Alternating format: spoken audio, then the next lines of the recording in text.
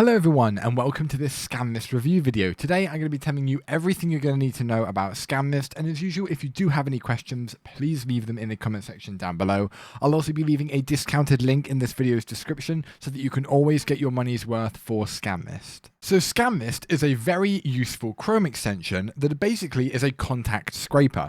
What it means is when you go onto a site, for example LinkedIn, and that's the site that this software actually aims to use, basically it allows you to look for specific people with specific filters and sort of what they do. So it's really useful to be able to find those people, and it's also useful because the amount of data points that you can search with is over 20. So a large amount of things that you're able to utilize and find in order to find the right people for your employment or for your job or whatever you want to find people with.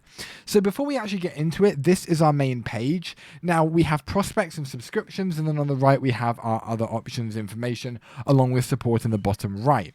Now we're going to go ahead and look at this add new list, and what you can do is find lists depending on their skills. So if we're looking for somebody with really good customer service, we'd create that as a list, and this would be people with customer service. I spelled service wrong, but the premise still applies. And what you're able to do is add people from sort of LinkedIn that have a really good background in customer service, and then add them to this so that you have an idea, you can get their information, you can obviously have contact details about them, and it would make it really easy in order to contact these people to get any information that you might want, or to see if they're interested if you're using this for something like headhunting. Now, as you can see, you can add credits and you can download all the people that you've got.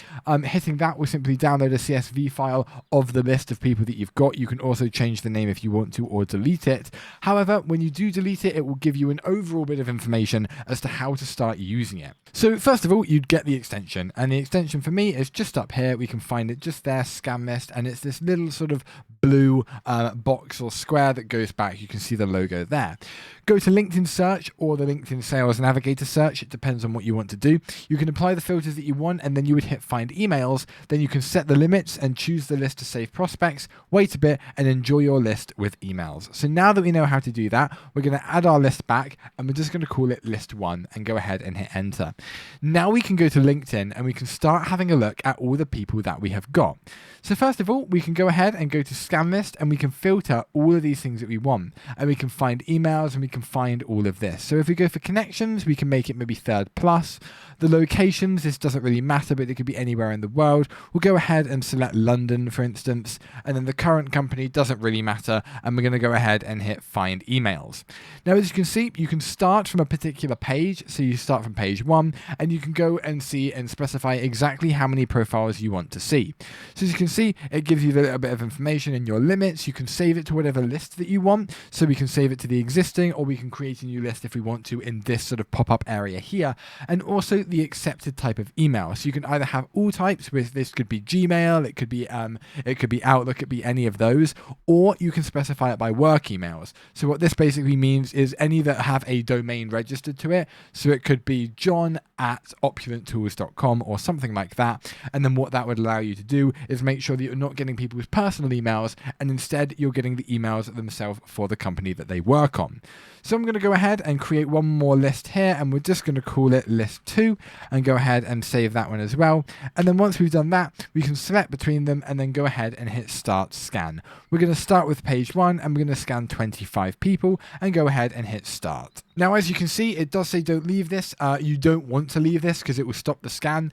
As you can see, it will take a little bit of a while to actually get started. It says time to finish scan will be 4 minutes and 13 seconds, and these will be saving them to list number 1, and it's scanning 25 people. It will give you any errors, so if there's anybody that doesn't have the information that you want, it will be there, but you do not want to close this, and I will be back roughly when this is done, and it will have compiled a list into that list 1 area that we had, listing all the people that we want, all of the emails and things like that. So when this is finished, I will be back, and I will see you in about 3 minutes. Okay, so the scan has been complete. As you can see, it's give 25 out of 25, and actually quite luckily there have been 0 errors. It did finish a little bit earlier than we actually thought it would. As you can see, finished in 3 minutes 23, which is really good. It does take a little bit of a while, but obviously it's scanning through all that information about them, all those emails, and then saving them to a list. So it's understandable that it would take a little bit longer than you would initially hope. But let's go ahead and have a little look at list 1. So here we are. Now, the email it is still searching for, but it's got a large amount of people, some big companies, some individual people, things like that you have. And basically, we can have a little look through. So it's found, for example, the profile, the company that they work for, and then their work email. So we've got Mary Healy, who is a payroll analyst at Warner Brothers.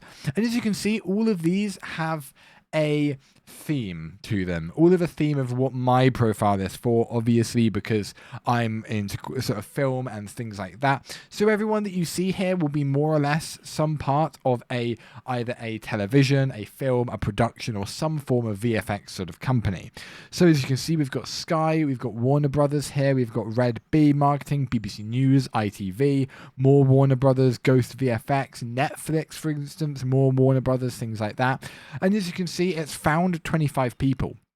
And what I can do is it is still searching for their individual emails, and that will take a little bit of a while, but the email will appear here so that these people, if you did want to contact them regarding any business opportunity that you wanted, maybe you're looking for a job, maybe you're doing something like that, maybe you want to collaborate with them on a film, or maybe you want to talk with somebody higher up in their company, any reason why you might want to be in contact or get the email for a specific person, you can just go ahead and contact that person as soon as their email has been found.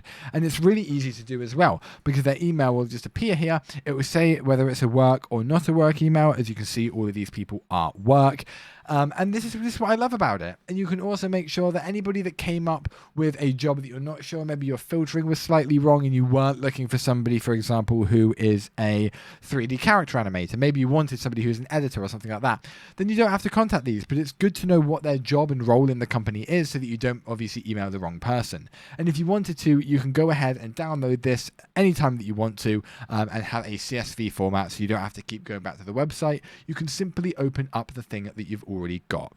But that is more or less it for Scanlist. So what do I think about Scanlist? And in all honesty, I really, really like it. I think that it's a really intuitive website. It's not even the website that's the hard part to use, and neither is the web extension. I like that you don't have to keep going in and out of the website and the actual LinkedIn thing. You can use it with the extension. It's a drop-down menu, and the features are just there, and all you need to do is sit and wait. It is rather fast. 3 minutes to find 25 is very, very good. And realistically, if you had maybe 2 or 3 different computers doing this at the same time, the efficiency would go up much higher. But it's great to be able to find those people, find the company that they work for, and find their email so that you can contact those people that you want and make sure that those contacts that you want to get in contact with and get information about, you can scrape them very easily, and the amount of options that you have is absolutely excellent. And as for why people might want to use this, more or less it would be for people who really want to increase their contact list and overall increase the people of which they know in the industry that they work in. I really, really like how it works. I think that people would find it incredibly useful. As I said, it's very intuitive, but overall, I would definitely recommend this to anybody looking for a very good LinkedIn contact scraper, especially if LinkedIn is your primary headhunting or employee finding website. But thank you everyone so much for watching. I will see you next time, but until then, goodbye.